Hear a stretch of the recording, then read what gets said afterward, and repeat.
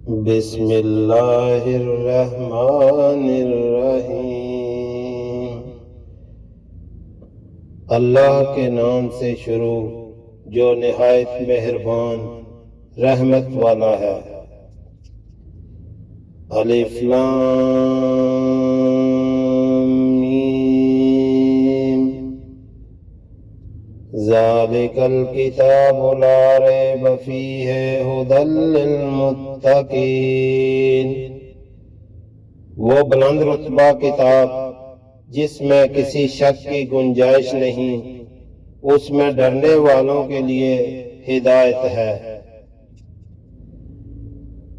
الذین یؤمنون بالغیب ویقیمون الصلاۃ ومما رزقناہم ینفقون۔ وہ لوگ جو بغیر دیکھے ایمان لاتے ہیں اور نماز قائم کرتے ہیں اور ہمارے دیے ہوئے رزق میں سے کچھ ہماری راہ میں خرچ کرتے ہیں۔ والذین یؤمنون بما انزل الیک وما انزل من قبلک وبالآخرۃ ہم یوقنون۔ اور وہ ایمان لاتے ہیں اس پر جو تمہاری طرف نازل کیا اور جو تم سے پہلے نازل کیا گیا، اور وہ آخرت پر یقین رکھتے ہیں۔ اولئک علی ھدی من ربہم واولئک ھم المفلحون۔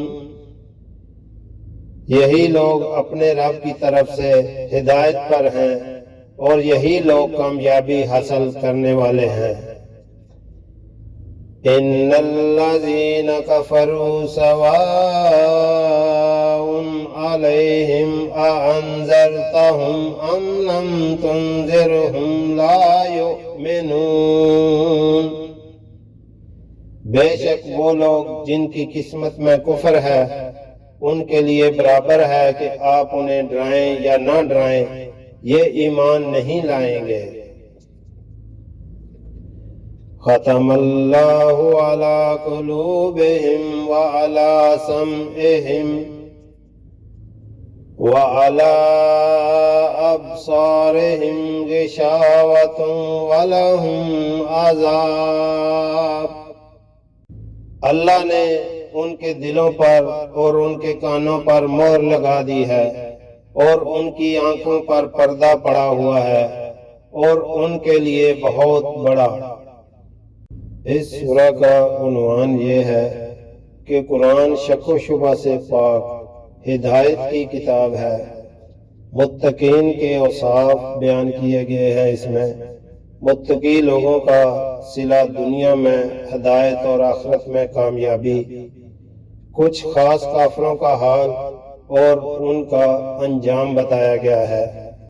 الف لام میم، یہ حروف اللہ تعالیٰ کے راز ہیں اور متشابہات میں سے ہیں۔